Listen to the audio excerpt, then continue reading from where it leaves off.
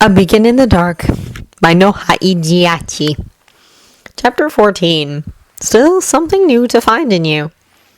Shoto and Yaoyorozu were on the bus getting back from their test, victorious. They were speaking in hushed voices, discussing their performances during the test, helping one another to point out what they did wrong, how they could have done better. Shoto likes her. She's smart and knows what she does. He still feels bad for having dismissed her at the start of the test, too into his own head to realize how unsure Yaoyorozu had been. He launches a little look to Aizawa-sensei, despite his entire being projecting an aura of, I don't care. It's clear that their homeroom teacher cares. A lot. He can imagine all the combinations of his classmates had been thoroughly studied for the test to put in the spotlight their shortcomings and push them to overcome them. That's why he's still thoroughly confused as of why Sensei thought it was a good idea to put together Bakugo and Midoriya. Bakugo was literally a ticking time bomb, and Midoriya... Well, if the past few days were anything to come by, Midoriya would probably end in the remedial class. Todoroki? Yaoyorozu was looking at him, confused. He sighs, dragging a hand on his face. He tuned her out again. Sorry, Yaoyorozu, It's okay, she says, gentle, a little sad smile on her lips. I know you were worried about him. They don't need to name names. It's just so frustrating, he admits, voice low. He's helped me so much, and now I can't find a way to repay the favor. I think you are going about this the wrong way, Yaoyorozu says. Don't think about it as a way to repay a debt. That is not how friendship works. If you care for Midoriya, just be there for him. He'll talk when he's ready. Aizawa-sensei said something like that too. Thanks, he finally says after long seconds of silence. Yaoyorozu, Yes, you should come sit with us at lunch sometimes, he says, subtly shifting his eyes away from hers. It could be nice. A small smile opens on her lips. I would be happy to do so. From the other side of the bus, Aizawa-sensei's radio give a bang, and then an automated voice says, Bakugo and Midoriya, as... Both his and Yaoyorozu's eyes go wide as they look at one another in shock and then turn in perfect synchronity toward Aizawa-sensei. He's looking at the radio in his hand as if it's an alien object. Then he releases a deep sigh, melting in his seat. Oh, thank God. When Midoriya entered Recovery Girl's tent, he walked right into Shoto, almost losing his balance. Shoto grabbed his shoulder, studying him. His friend looked, frankly, like shit. Pale, dark smudges under his eyes, the expression of someone that was just about to fall asleep on his feet. There was a bruise darkening under his left eye, curls drenched in sweat sticking to his forehead. His eyes seem paler than usual when he turns his face to Shoto. And Shoto immediately receives confirmation that he's not imagining things when he sees the green of his irises become brighter, more vivid, and then go right back to the pale, almost aquamarine, Midoriya muttering a little, Ow. Shoto blinks. Sorry, Todoroki, Midoriya says, a voice low and scratchy. I'm keeping my quirk off. My head is killing me. You're talking. Oh my God, you are actually talking. Finally! Shoto's head is yelling at him as he says, Oh. Smooth, Shoto. Real smooth. Come here, you. Recovery Girl intervenes from behind Midoriya, pushing him toward one of the cots. Take your shirt off. I'm fine. Midoriya tries to protest weakly, and she slams her syringe-shaped cane down on the floor with a menacing thud. Midoriya sighs, struggling with the zips of his costume for a few seconds, and then shedding the bright green clothing. Shoto can't help the hiss that goes through his teeth. There's a giant bruise covering most of Midoriya's abdomen, a triumph of blues and purples, and Shoto is painfully reminded that Midoriya did, in fact, fight with All Might. Recovery Girl is muttering something under her breath, pawing with expert fingers to estimate the damage. Midoriya does not make a sound, even if the little flinches on his face cue Shoto into the fact he's definitely feeling all of it. I don't need it, comes Bakugo's voice from outside in the distance, sounding as his usual relaxed self. God damn it! My boy is supposed to make sure. It will only take a minute. All Might replies, and it's clear they are getting closer. Soon enough, the curtains keeping the tent in some sort of privacy get dragged open as Bakugo is forcefully pushed in. He looks pretty tired and beat too, but not as much as Shoto had expected. Ew! Recovery Girl turns around, her eyes seem to almost be gleaming. Shoto can't help but compare that to a monster he saw in a horror movie once. Come here! I have to go speak with Aizawa. All Might replies, frantic, not even setting foot in the tent. I will come back later. Shoto watches, shocked, as Recovery Girl zips past Bakugo outside the tent with an impressive speed. Silence falls on the three of them, both he and Bakugo looking at the still flapping curtains with equally shocked expression, and Midoriya blinking from his cot. Confused. Shoto shakes his head. This school is full of crazy people. So, he asks, casual, interrupting the silence. How did it go? Bakugo scoffs. How do you think it went? We won, of course. Shoto doesn't miss the use of the word we, but doesn't comment on it. Hey you, half-face. Me and Yaoyorozu also passed. Shoto replies evenly as Bakugo takes some more steps and let himself sink into Recovery Girl's chair, legs spread apart. A king on his throne. She went to eat something since she used a lot of energy during the test. I'm glad, Midoriya says, a little tired smile opening on his pale face. I bet Aizawa-sensei must have been quite the adversary. You are talking, you are smiling, you are bang, thank God! It was. Midoriya blinks distracted. He looks a bit out of sorts, which all things considered is totally understandable. Hey, Kachan, he says, turning vaguely toward Bakugo. Why do you call Todoroki half-face? Don't call me that, Bakugo replies, a line he likes to abuse. His tone is flat, almost like it has become an automatic response to the word Kachan, and not something he even thinks about anymore. It's because he has only half of a face. A look of earnest horror opens on Midoriya's face, and Shoto scoffs. Bakugo, you are an idiot. I don't have only half of a face, Midoriya. Don't worry. Clear relief washes over him as Midoriya let out a little sigh before adding, That's good. I can imagine that having only half a face would be pretty painful. Bakugo makes a keen, whiny noise from the back of his throat, jumping back up on his feet. Alright, I'm done with all this mushy bullshit. I'm out, he says, going directly for the exit. I technically went into the tent, as All Might told me to do, so I'm clear. See you around, losers.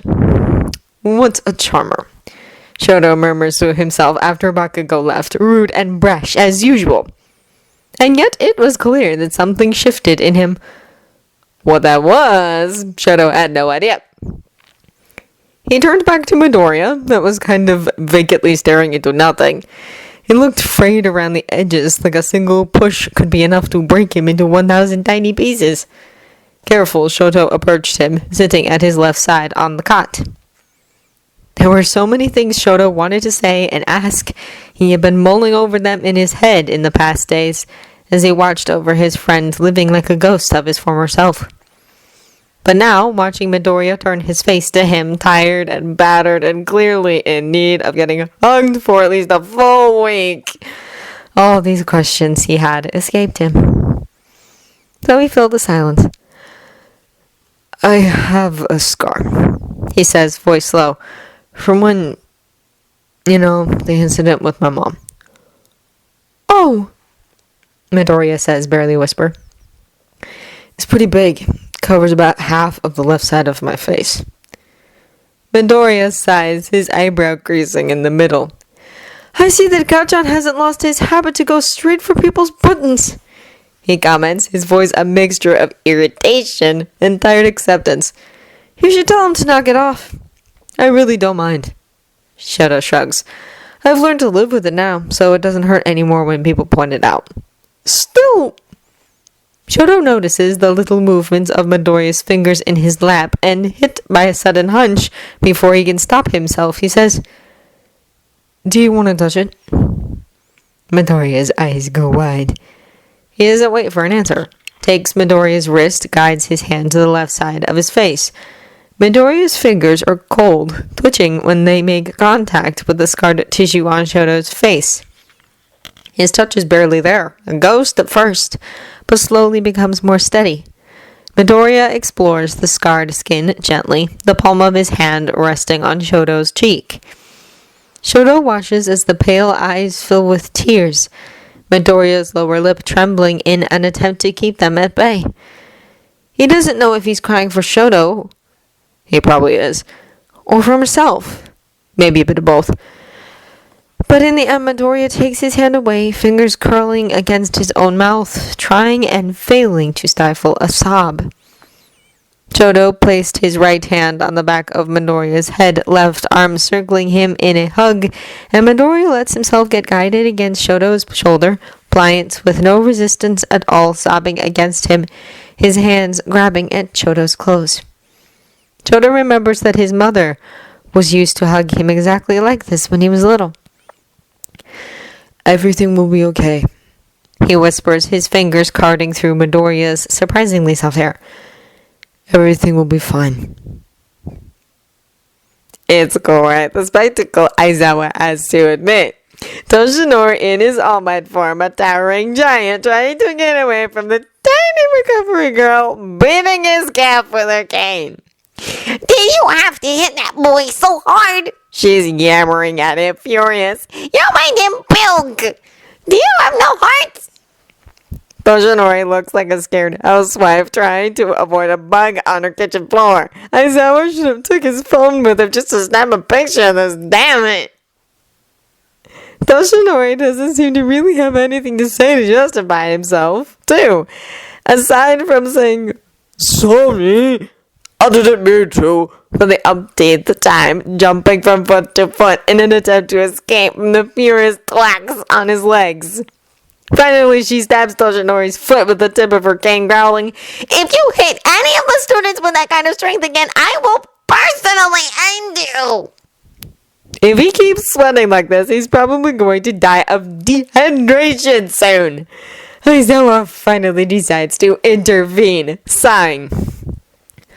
The point of this exam was to test the students' ability to face an adversary overwhelmingly stronger than them. Hitting hard was kind of par for the course. She turns to him, squinting. I have some words for you too, Shota! She hisses. Later! For now I have to get back. I wasted enough time with you two. With a harumph, she turns around, walking back to the emergency tent. They follow silently, Toshinori looking properly chastised, and when she enters the tent, they both take a peek in. Midoriya is sitting on one of the cots, a pretty damn big bruise visible on his abdomen. His head is hanging low as he dries his eyes with his wrists. Todoroki is sitting by his side, a comforting hand on Midoriya's shoulder, leaning in his personal space as he murmurs something to him. They don't seem to have noticed them, and Recovery Girl turns around, closing the curtains in their faces with a glare. Aizawa sighs again, petting Toshinori's bicep and pointing silently at one of the empty buses with his thumb. They climbed and sat in, facing one another. Toshinori deflates in a small cloud of smoke, the now too big costume hanging from his hollow frame. He inspects one of his legs, muttering, That actually hurt. Care to fill me in? Aizawa says, a lopsided smile pulling at the corner of his mouth. With a deep sigh, Toshinori cards a hand through his hair and starts talking. So they did manage to work together in the end. Aizawa replies once Toshinori gave him a rather clinical version of the events, almost as if he was writing down an official report. That is good. Young Bakugo seemed to have pushed young Midoriya to finally open up again, Toshinori says, a hand on his chin. Considering their complicated relationship, I was truly afraid this would explode in our faces. But it worked out. That definitely seemed like a miracle. Despite the reasoning behind the choice, Aizawa himself could not deny that the probabilities of this being the outcome have been very low from the start. So, do you think Midoriya is out of the deep end? It definitely looks like he stepped out of his dazed state, Toshinori replied. But there was something in his voice, a strained note. I feel a butt coming, Aizawa says after a long silence, an invite to keep going. A little cough. He told me that he hates me. Aizawa can't help it, hissing in response, then saying, Ouch. Yeah. The air turned a bit heavy. It was clear that Toshinori took it to heart. He was making that sad puppy face thing he did when something really struck a chord. I doubt that's the truth, Aizawa replies in the end, softly scratching at the back of his head. That boy adores you too much. You know how teenagers are, they get dramatic. Whenever that's the truth or not, a part of him must have felt that at least long enough to make the words come out of his mouth. Toshinori says, voice low. I have hurt him immensely. Mending this bond is going to take a lot of work. Aizawa really does not have anything to say to that. Ochako got back to the class after the tests, as most of their classmates did, since they had to wait for the school day to be over before they could leave. There were still some classmates missing, probably held back in order to be healed after the grueling battles against their teachers. Yaoyorozu was there, happy to inform Ochako that she and Todoroki passed the test when she asked. But Todoroki wasn't there. Where can he be? Ochako asked distractedly. He went to the emergency tent to check on Midoriya. Yaoyorozu replied, lowering her voice. He was so worried even during the exam. Ochako let out a little sigh at that, Yaoyorozu putting a gentle hand on her shoulder. I hope Midoriya will feel better soon. We were all very worried. A bit of silence, and then she added, Todoroki, he asked me to join you guys for lunch next time. If that is okay with you, of course. That cheered up Ochako a bit, assuring Yaoyorozu that they'd be happy to share the table with her. Bit by bit, she was getting chances to better know every one of her classmates, which was great. But still, the thought of Midoriya felt like lead on her soul. She had no idea how he and Bakugo could have possibly done during their test, not to mention Midoriya apparently needed to get healed. That sounded very ominous. Ida arrived just a few minutes later, reporting of his own successful test. They were discussing how their respective battles went when a familiar white and red head poked from the doorway.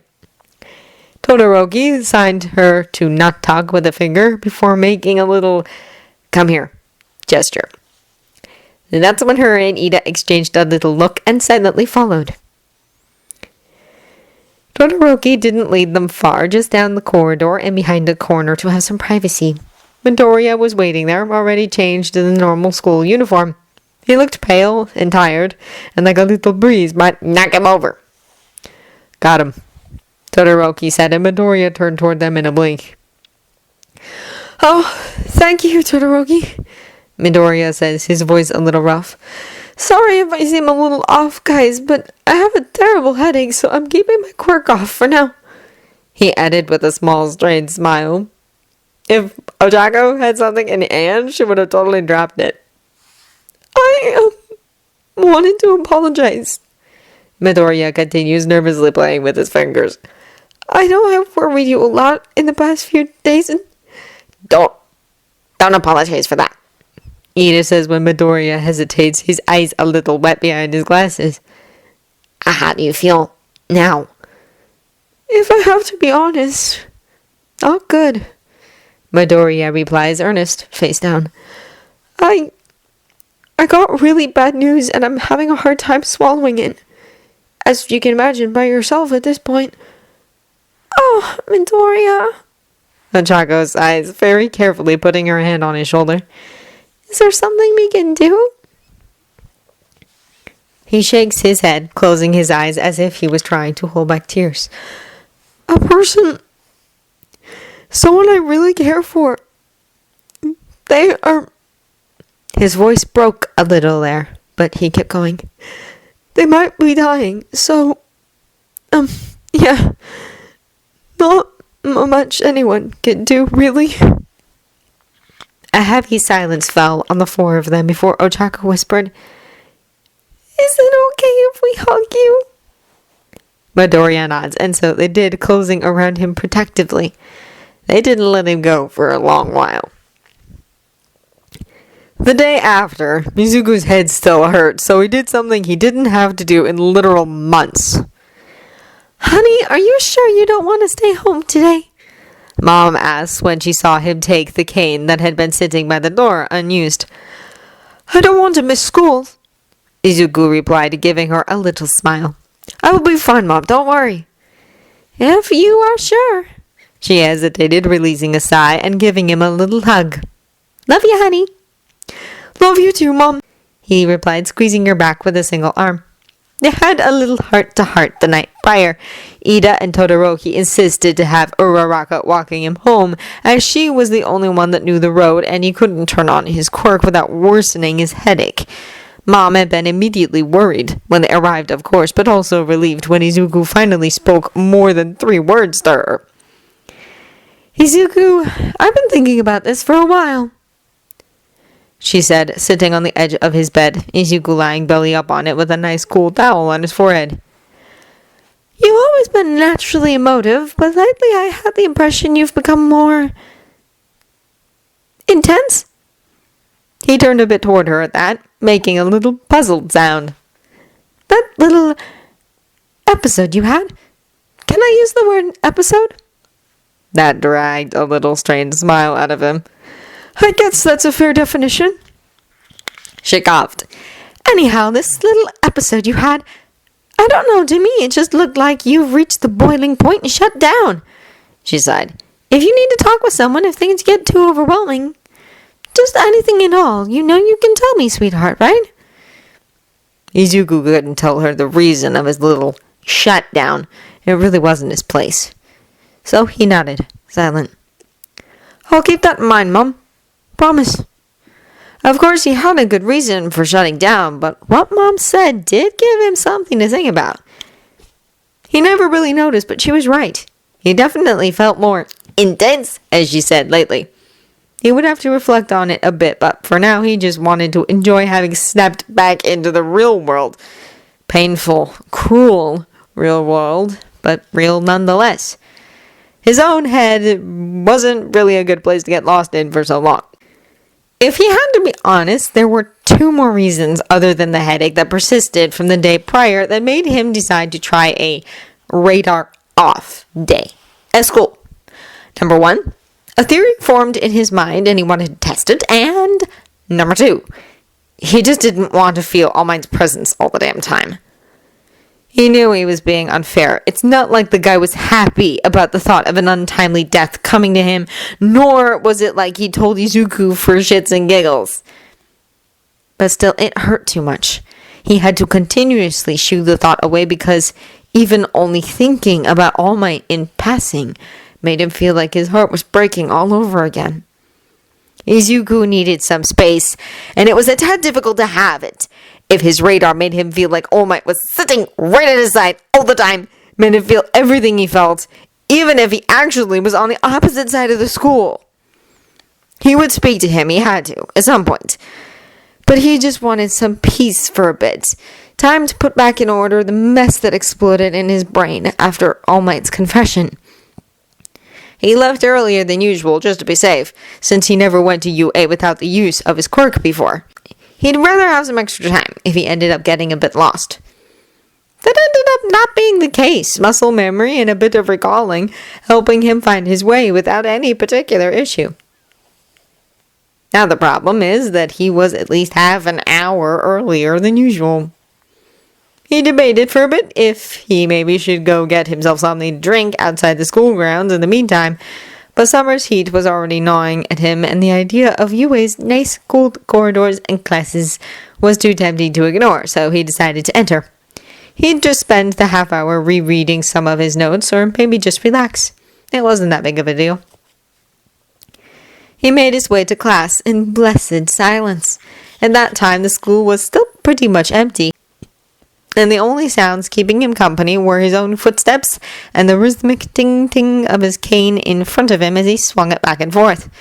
He palmed at the door, having a bit of difficulty remembering which height the handle was, and when he slid it open, he softly asked, "Anyone in?" No response. He imagined he would be the first one, but knowing Ida, it wouldn't have been surprising to have found him there already. Stifling a yawn, Izuku sat at his desk, carefully putting the cane on his left side where no one would risk to stumble into it walking by. He took out his braille display with the intention to read his latest notes, the ones he wrote when he had been completely out of his mind. Or maybe it'd be more right to say when he had been completely into his mind. But at the same time, he didn't feel like it. There was just something weird, a dreamlike sensation, being alone in this place that he had grown to know so much, but always with the use of his quirk. It was like being in a whole new place that somehow felt familiar and dear to his heart. Izuku relaxed against the back of his seat, eyes closed, taking in all the sounds that he never really noticed before. The slight hum of the air conditioning, birds chirping outside. Someone passed in a hurry, probably in the next corridor over, judging by how far the sound was. The door of the class slid gently open, but the silence continued. Izuku opened his eyes, turning slightly to his right. He could feel the presence of someone, but without his radar, he had no idea who it could be. The sensation was disconcerting. Who? Midoriya. With a sigh, he relaxed. He hadn't even noticed how tense his shoulders turned in the few instants of silence. Aizawa-sensei. Izuku exhaled, forcing a small, probably pitiful smile on his face. Good morning. When Aizawa noticed Midoriya walking down the corridor to Class 1A swinging a cane, he felt a sensation akin to whiplash. The boy hadn't noticed him in the slightest. Aizawa watched him stopping in front of the door, his hand sliding on it as he searched for the handle, and then he got inside. Aizawa looked down at his clock. It was incredibly early. What was Midoriya even doing at school at this time? Curiosity, piqued, mixed with the fact that he actually needed to speak to the boy privately, Aizawa decided to give up his morning coffee for now and go see what the kid was up to. When he opened the door, Midoriya was at his desk, eyes closed, relaxed on his chair with his hands resting palms down on the desk. But then he blinked, turning slightly towards him, a little confused frown appearing on his face, the lines of his shoulders tensing. Who? The boy had his quirk turned off. Of course, you idiot. Midoriya. He relaxed with a little trembly sigh, a lopsided, unsure smile appearing on his face. Aizawa-sensei, good morning. It was so easy to forget that Midoriya was in fact blind. Aizawa had gotten used to reading aloud whenever he had to write on the blackboard, to the point it became second nature. All the little adjustments that had to be made to accommodate the boy turned into normal routine. No one questioned it, no one even gave it a second thought, and Midoriya had no problem keeping up. The way he moved around never betrayed a single moment of fear or doubt. When in a group, he would always turn toward whomever was speaking, and had no problem following the movements of those around him. Yes, it was really easy to forget that Midoriya was actually blind. I'm keeping my quirk turned off for today, the boy explains, maybe picking up on Aizawa's silence. My head still hurts a little bit from yesterday, so I'd rather not put any more stress on it. Maybe you should pay recovery girl a visit. No way! A little strained laugh. She never let me hear the end of it. No, it's okay. I wanted to keep it turned off in any case for a bit. Any particular reason? Aizawa asks, casual, walking up to the teacher desks to put his bag down. Midoriya opened his mouth a couple of times before shrugging. It's kind of hard to explain. He seems definitely back to normal, but the signs are still there. The way he holds himself as if he's afraid a little touch might break him. The serious and melancholic expression that seems to constantly find its way back on his face. He must feel raw, like an open wound. Biting back a sigh, Aizawa sits in Bakugo's chair backwards, putting his arms on the backrest facing the kid. Midoriya, he says, and that is all the prompting the boy needs. He nervously scratches the back of his head. Aizawa-sensei, I know I kind of freaked out for the past few days, he says, voice low. I'm sorry. I'm okay now. Freaked out. An understatement. Are you? The words might have been a slap for how hard the boy flinches. I don't want to talk about it, he whispers, the silence stretching.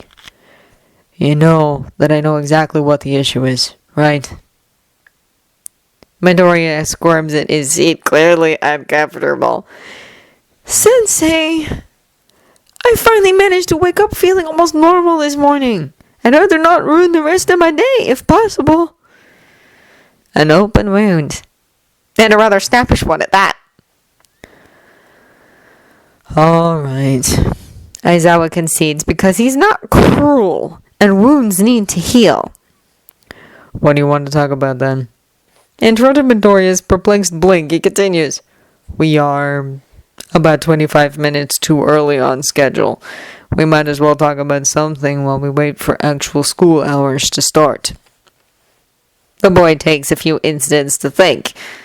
By the look on his face, his mind must be a minefield of topics he'd rather not touch. Well, my mother told me something that made me think yesterday. He finally starts carefully, like the words might hurt him on the way out.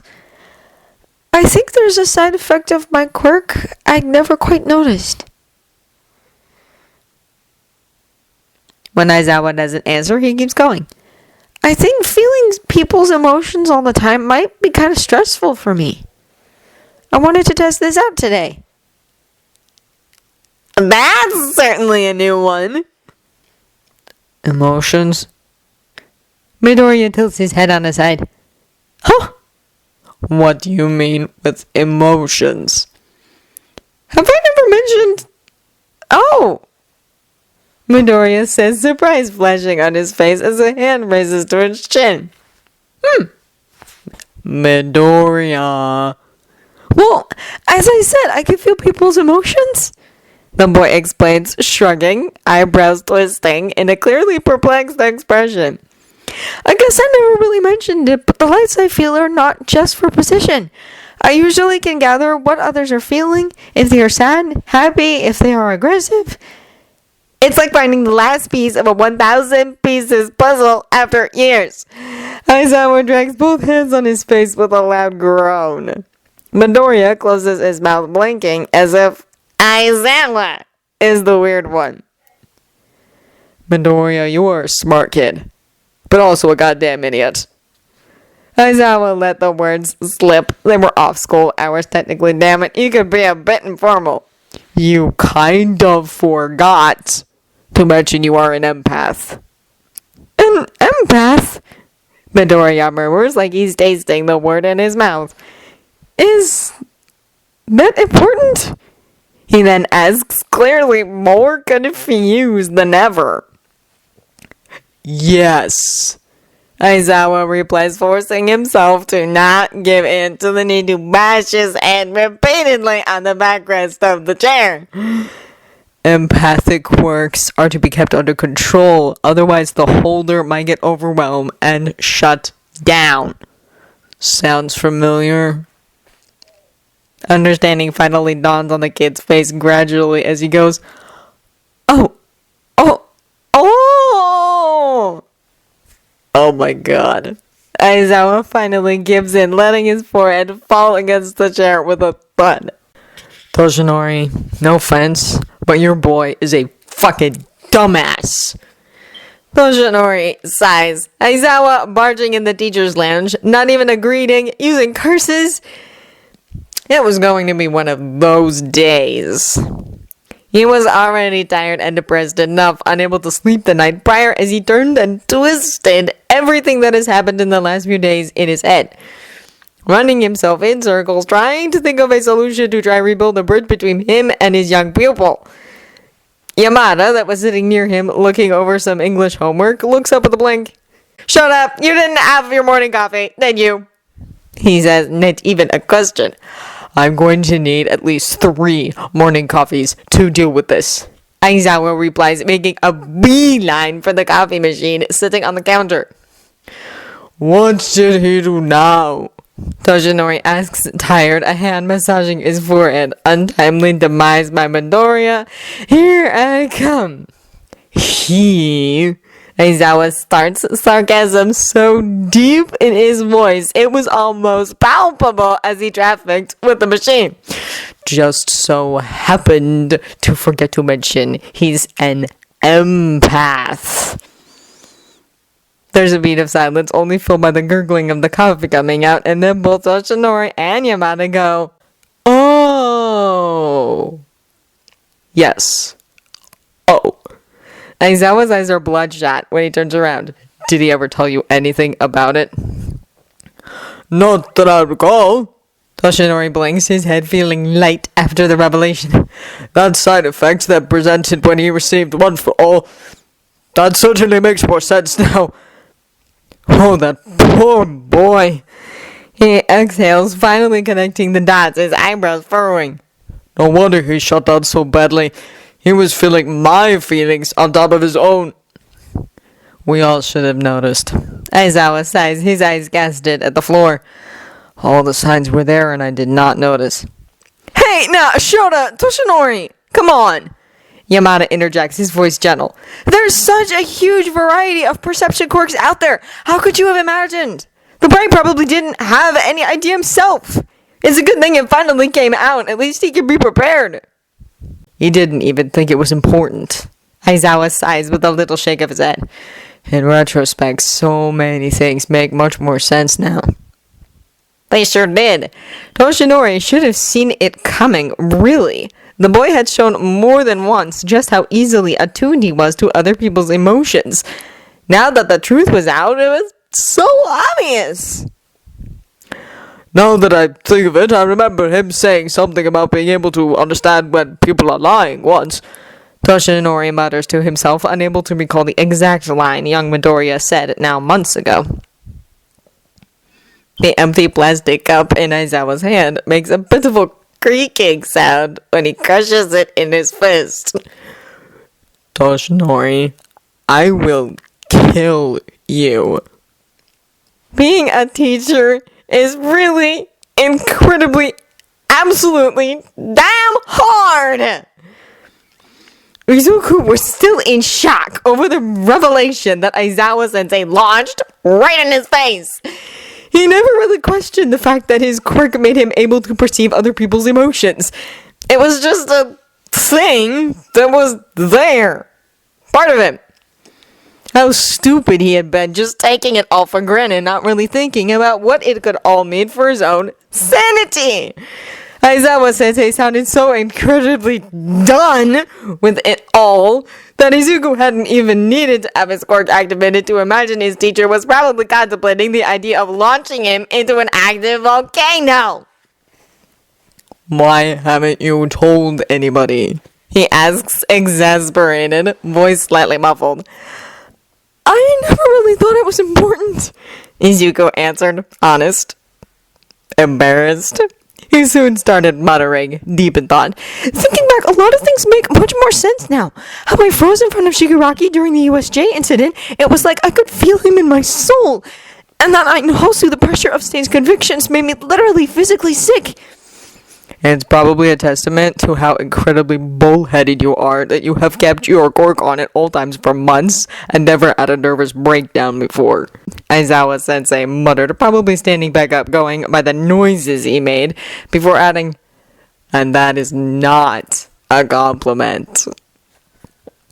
Silence stretched between them before Aizawa sensei spoke again. "We have to go and speak to Toshinori about this. Right now." Then sent a painful churn through Izuku's stomach, and a keen pain in his chest reminded him that his heart was still pretty much in pieces, barely kept together. "No!" he said, his voice sounding a little too strong. "I mean, Sensei, I'm sorry, but I'm not ready to face him yet." Aizawa sensei hadn't answered, so Izuku continued, his face pointed at the desk, willing his voice to be steady and mostly failing. "Empath or no empath, I need some time still. It hurts like hell, and I need space. It's fine if you tell him, but I can't speak to him yet." After that, Aizawa sensei let out a little sigh, putting a gentle hand on his head in a single short pat. "Alright, kid," he said softly. "I'll take care of this. You better keep that quirk of yours off for a bit. Give yourself time to get back in your own head properly. When you are ready to speak with Toshinori, let me know." He heard steps, and then the door sliding open. "Aizawa sensei?" Izuku blurted. "Tell him I'm sorry. Tell him I don't really hate him." But he could not ask that of sensei. He had to take responsibility for his own actions and words. "Yes," Aizawa nudged from the door. "Nothing," Izuku replied, shaking his head.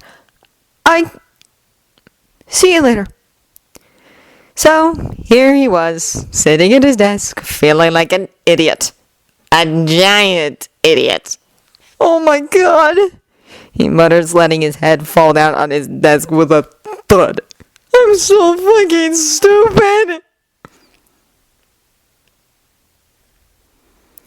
"Oh, here you are." Izuku turns to the door. After he finished insulting himself in every possible conceivable way, and then some, he gave up with a sigh, the thought of just relaxing, and paused for his braille display once more, distracting himself by reading his notes. "Good morning, Uraraka," he replies, hearing more footsteps than could possibly come from a single person. "And also Ida and Todoroki, I guess?" When a beat of silence follows, Izuku continues. "My head still hurts a bit, so I'm keeping my quirk off for the day." And as if punctuating his words, he pets the cane sitting by the left side of his desk. "Oh, I understand," Ida mutters to himself, adding in a louder voice, "You must have come pretty early. We were waiting for you at the entrance." Right. Izuku is suddenly rudely reminded that his three friends practically turned into his shadows for the last few painful days. He feels a blush coming to his cheeks. His reaction feels so overblown to himself now. His friends really did not deserve what he had put them through. "Sorry," he forces himself to say, scratching the back of his head. "I was afraid it might take me longer to arrive without my quirk, but I ended up getting here with plenty of time to spare." "You look better," Todoroki comments softly. "I feel better," Izuku admits, turning his face up in what he hoped it was the right direction. "I mean, it still hurts, of course, but I already feel better, like I'm myself again." "Of course you do, now that you've turned your quirk off, you big idiot!" Izuku releases a relieved sigh. "I'm so glad!" The amount of feelings she manages to convey through that single word are astounding. "If you need to talk about anything, you know where to find us, okay?" "I do," he smiles. "And, guys, thank you for sticking with me." "Not much in it," Ida says, and there's something in his voice, an understanding. Izuku doesn't need to ask why. He feels Todoroki's hand on his shoulder, gently squeezing. It can only be his. It's so warm. Just as the door slides open and more of his classmates start to trickle in. He's so lucky to have friends like his. Ochako feels like the world is right again. After finally watching Midoriya smile again, looking normal if still a bit stressed out. She realized just how wrong everything felt in the past few days. She knows she doesn't have much power over it, but if she never has to see him like that ever again, it'll be all the better. Aizawa Sensei told them more about the summer break in the upcoming month and revealed that in the end they will all go, even the few of them that failed the physical tests. It had been hilarious to see Ida react with a mix of awe and irritation at yet another one of Aizawa Sensei's ruses. The break was shaping to be an interesting, fun time, and the morning lessons went by in a blur, the bell signaling the start of the lunch break. As it had become normal for them, she, Ida, and Todoroki were united by Midoriya's desk as he also got up, taking the cane that was propped at the side of his desk. They made their way to the cafeteria, talking, trying to imagine what the camp had in store for them. It had been a little strange to see Midoriya walk with his cane, but not in a bad way. Just new. But when he entered the cafeteria, Midoriya seemed to hesitate. The place was chaotic as usual, and Ochako could only imagine that it must be hard for him to orientate without his quirk with all the noise. She notices Todoroki turn and blink, probably thinking the same thing that she just did. Silent, he steps by Midoriya's side, taking his free hand and guiding it to rest on the crook of his elbow. Midoriya shoots him a little grateful smile, still without saying a single word, as he let himself be guided by Todoroki, trustful. She's unsurprised by that. Todoroki seems to have a talent in understanding Midoriya without needing him to speak a word. The two had become friends, hard and fast. It was clear that something happened to them during the sport festival because, despite their bloody battle, they became pretty much attached at the hips right after that. She was almost jealous of the way Todoroki just seemed to get him, but for the most part, she was just happy. It was nice to know that someone as incredibly strong as Todoroki was out there watching Midoriya's back. They slid in an empty table with their lunches, Midoriya folding his cane and putting it in his pocket, when Yaoyorozu approached them. "Hello," she says, sounding a little unsure. "Yaoyorozu!" Midoriya replies happily. "Do you want to sit with us?" "If it's okay with you." "Of course!" He immediately replies, scooting over a bit and bumping into Ida. She sits down, giving them all a little smile. "Are you feeling better, Midoriya?" she asks then as they all start to take a bite of their respective lunches. "You look much healthier today." Midoriya nods, giving a little embarrassed smile. "I'm okay now," he says. Turns out there's a bit of a side effect of my quirk I hadn't taken into consideration." That certainly catches everyone's attention. Ochako blinks, looking up from her lunch, as they all did. "What do you mean?" she asks, curious. "Well, my radar," he starts before tilting his head on a side with a pensive expression. "I never mentioned it before. It didn't seem all that important. But, well, I actually can feel people's emotions. And I hadn't realized how stressful that was for me before. You know." He drills off. There's a long silence before Yaoyorozu let out a little understanding, "Oh," followed by, "I see. You are an empath. That makes sense." "That's what Aizawa Sensei said too," Midoriya replies, taking a bite of his lunch. He seems famished, like he hadn't really eaten anything in days. "I had no idea that was even a thing. But in retrospect, it makes sense. I guess I will have to be more careful with my quirk usage from now on." It took Ochako a bit to connect the dots. An empath.